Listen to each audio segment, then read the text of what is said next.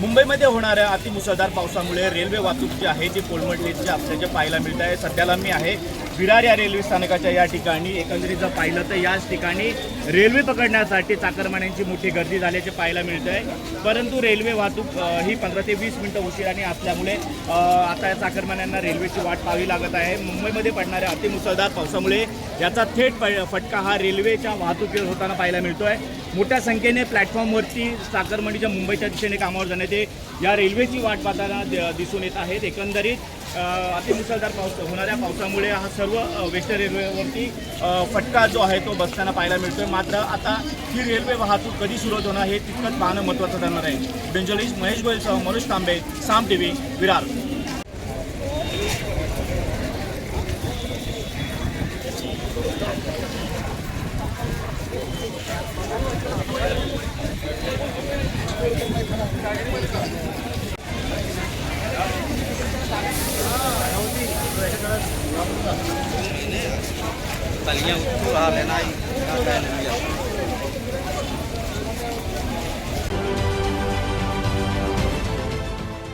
देश विदेशातील प्रत्येक घडामोडींचे लाईव्ह अपडेट मिळवण्यासाठी आता साम टीव्हीच्या सर्व सोशल मीडिया प्लॅटफॉर्मला लाईक, फॉलो आणि सबस्क्राईब करा।